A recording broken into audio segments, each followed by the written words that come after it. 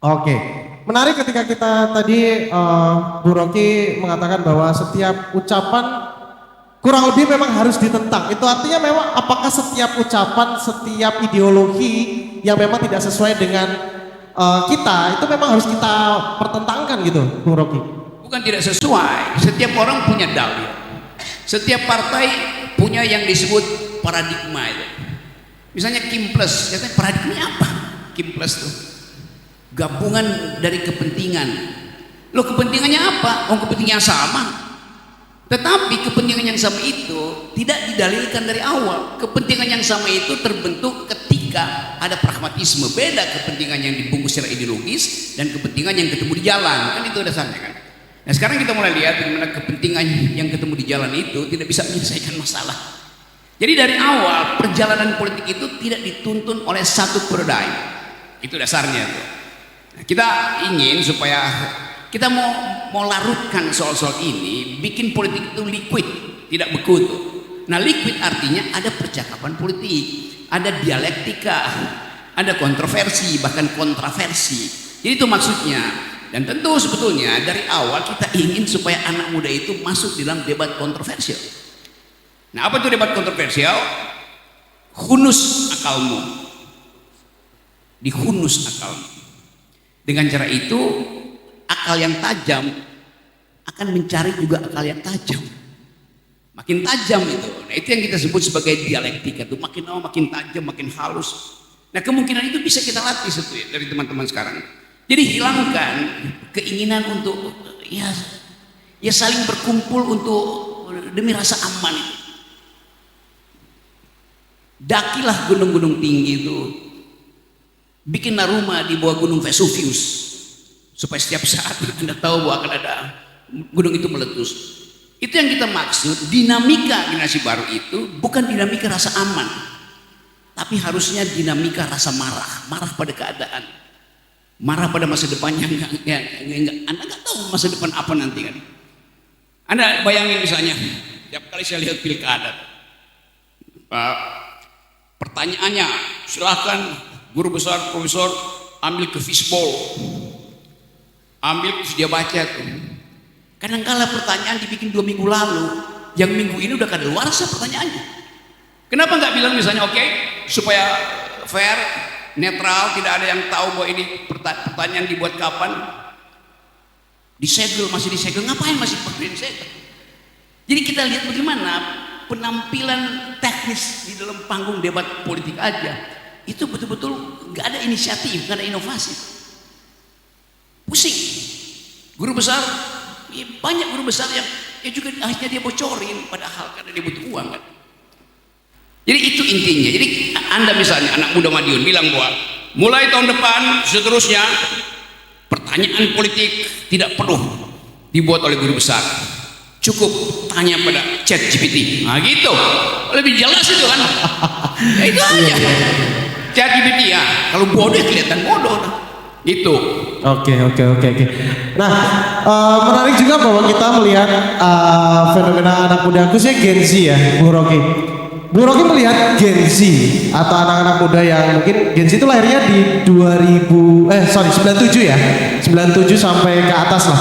Ini sekarang seperti apa sih logika mereka dalam menangkap informasi, bagaimana akal sehat mereka bekerja, bagaimana mereka pada akhirnya menangkap informasi-informasi khususnya informasi terkait politik, Bung Rocky. Saya nggak lihat ada kejujuran pada anak muda yang disebut Gen Z itu. Kejujuran untuk menyatakan bahwa Gibran itu dungu. Gibran sebagai wapres. Saya bilang Jokowi dungu dulu sebagai presiden. Diproses saya. Tapi itu kan menimbulkan keinginan untuk katakan yang jujur. Kita nggak ada urusan dengan personalitas, dengan hubungan personal kan. Jadi Gen Z itu kan Gen Z Anda hidup ketika Orde Baru sudah tumbang itu. Lalu orang bilang Rocky Gerung itu kalau zaman Orde Baru udah digorok kepalanya. Ya gue yang numbangin Orde Baru, ya pasti. Kenapa dibandingin? Justru karena Orde Baru itu otoriter, Tahun 98 saya bawa mahasiswa saya di Semanggi itu, di Uber-Uber sama Brimob, kita masuk ke lapangan parkir bawah itu Atma Jaya, masih kena peluru karet. Jadi kita lakukan itu untuk mengatakan bahwa dasar-dasar kehidupan berbangsa itu dimulai dengan kemarahan. Kalau saya marah saya caci maki, tapi saya caci maki figur publiknya bukan figur privatnya. Kenapa Pak Rocky hina-hina Presiden Jokowi? Kan dia lagi membangun demokrasi. Pak Rocky itu kalau zaman Harto udah hilang kepalanya. Tolol. Pak Jokowi itu tidak membangun demokrasi. Jokowi datang 2014. Demokrasi itu dari 2000. Dibikin nama Gus Dur, diteruskan nama Ibu Mega, dilanjutkan oleh mulai dari Pak Habibie, SBY. Jadi Jokowi datang ketika Indonesia sudah demokrasi, bukan dia yang bangun. Saya yang letakkan jalur demokrasi itu. Dan kita semua di dalam upaya untuk mengingat-ingat masa lalu itu nggak mau baca sejarah. Nah itu kejunguan kalian tuh kalau nggak baca sejarah. Sehingga oh iya Mahmud ya, iya ya, zaman Pak Harto Rocky Gerung udah pasti dipenggal kepalanya. Justru karena saya nggak mau dipenggal maka saya jatuhkan rejim itu. Begitu cara berpikirnya. Itu pentingnya membaca. Dan sejarah yang benar adalah sejarah yang mengingat-ingat para pahlawan. Benar nggak? Salah. Sejarah yang benar adalah sejarah yang mengingat-ingat para pengkhianat. Itu namanya. Pahlawan tuh nggak mau diingat-ingat sejarahnya. Karena pahlawan lakukan sesuatu beyond the call of duty, melampaui apa yang seharusnya dia buat. Dia nggak minta pujian tuh. Karena itu jangan ingat-ingat para pahlawan, mereka udah baik di alam baka. Ingat-ingat para pengkhianat. Oke? Yes. Tepuk tangan dulu dong untuk Bung Rocky. Tapi menarik Bung Rocky bahwa Anda ini di beberapa penyampaian di beberapa media juga cukup berani untuk menyampaikan apa yang ada di. Cukup berani. Iya, dengan diksi-diksi yang. Iya. Cukup berani itu artinya Anda masih meragukan. Berani banget ya, berani banget ya. Berani banget untuk tadi Bung Rocky bilang bahwa anak-anak muda zaman sekarang kurang berani itu. Tapi memang ada beberapa risiko-risiko yang mungkin ketika mereka seberani Anda, mereka akan ditangkap, mereka akan dipenjara, mereka akan mendapatkan intimidasi dan lain-lain. Itu artinya berani yang seperti apa yang dimaksud? Apakah memang selantang Anda untuk bisa mendungu-dunguin orang atau seperti apa? Ini harus lebih dari saya kan. Umur kalian berapa? Umur saya 65 tuh. Tapi saya masih naik gunung Himalaya. Karena di situ diukur. Berani nggak bertarung dengan alam? Saya pernah tersasar, kehilangan navigasi di ketinggian 6.500 meter dengan suhu minus 20. Lalu saya berpikir mati nggak nih ya? Ya dengan sendirinya Anda di show itu ya mati dah. Tetapi Anda lawan rasa takutmu kan.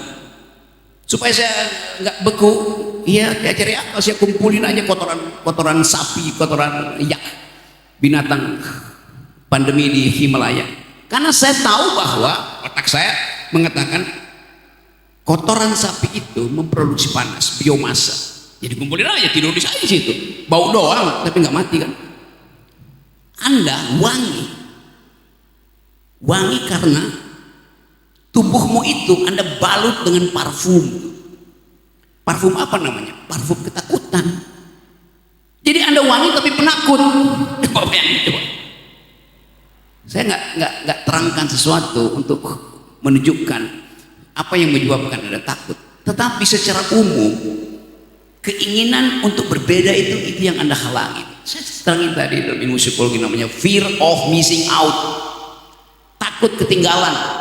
Kan itu dasarnya kan. Anda misalnya tiap hari di handphonenya apa? Satu orang nih, Pak Rocky handphonenya apa? Ngapain nanya merek handphone? Supaya sama dengan punya dia tuh. Padahal fungsi handphone saya bukan untuk selfie, tapi untuk naik gunung supaya dia kuat. Saya nggak peduli merek apa, yang penting saya bisa lempar. Kan itu maksudnya. Ini kenapa saya agak deg-degan ya? Oke, ada beberapa anggapan-anggapan dari ya netizen ya. Kalau kita melihat di sosial media bahwa anak-anak muda zaman sekarang itu bayangin, saya kondisikan dia untuk kembali. Itu namanya kepemimpinan. Tanpa disuruh dia terkondisi, merasa bersalah kalau dia. Iya. Ada beberapa anggapan netizen yang menganggap bahwa anak-anak muda zaman sekarang Gen Z itu tidak seberani, katanya ya, tidak seberani teman-teman mahasiswa di era 98. Bisakah kita meng-compare itu, Bung Rocky? Teman-teman muda zaman sekarang, mahasiswa-mahasiswa di era sekarang dengan 98 misalnya, keberaniannya. Ada satu masalah, yaitu tuntunan teoritis, tuntunan filosofis.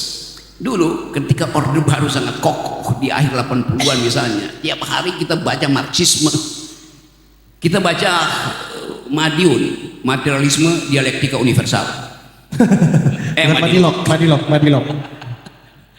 Kita baca semua itu. Dulu nggak ada ChatGPT, nggak ada Google Translator. Kerjaan kita waktu mahasiswa nunggu teks semacam fax dari beberapa media asing, terutama di dekat rumah saya itu ada Hotel Indonesia, ada Hotel Presiden, ada Sari Pasifik. Kita beberapa orang nungguin teletext masuk di situ dari Australia terutama, namanya Sydney Morning Herald. Penulis tetap di situ namanya David Jenkins. David Jenkins ini membongkar yaitu jadi kita tengah malam kita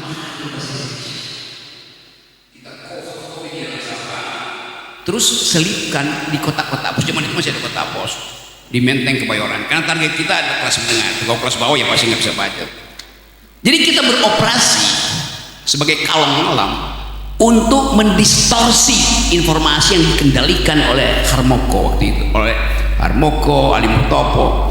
Jadi kita lakukan sesuatu yang dulu pernah dilakukan misalnya oleh pejuang Ceko itu yang kemudian dapat Nobel, Václav Havel. Anda tahu siapa Václav Havel? Ada yang tahu pasti itu. Yang mulai melakukan kegiatan subversi dengan mengedarkan paper-paper kritis itu, yang dari Prancis diterjemahkan dari bahasa Ceko, dari Inggris semacam. Nama gerakan itu adalah The Power of the Powerless. Samizdat bahasa Cekonya itu.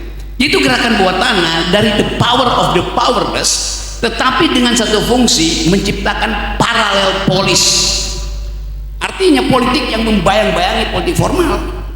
Nah, gerakan seperti itu lakukan hal yang seperti itu.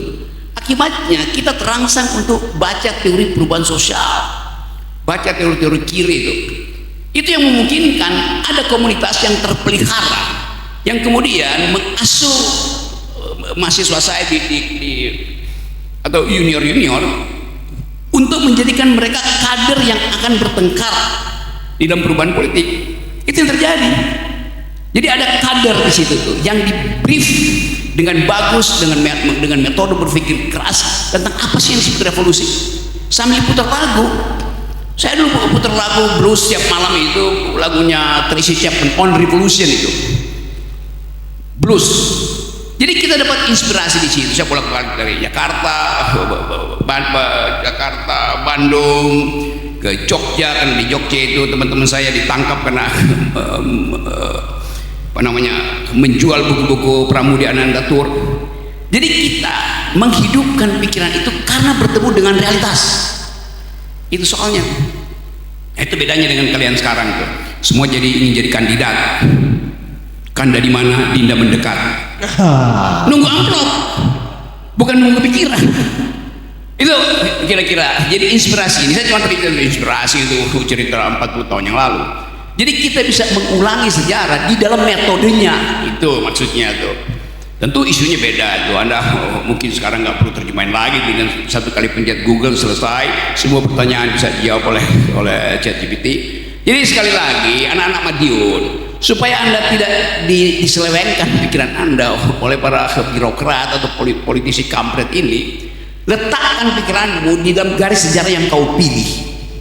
Salah nggak? Ada soal. Yang penting kau punya pilihan. Nanti diuji di dalam course waktu. Apakah yang Anda pilih itu memungkinkan Anda bangga bahwa Anda pernah eksis sebagai anak muda? Pertanyaan, pernah nggak Anda mengatakan saya pernah eksis sebagai anak muda? Itu pertanyaan filosofis buat teman-teman di Jumat Barokah ini. Oke, tepuk tangan untuk Bung Rocky Gerung ya.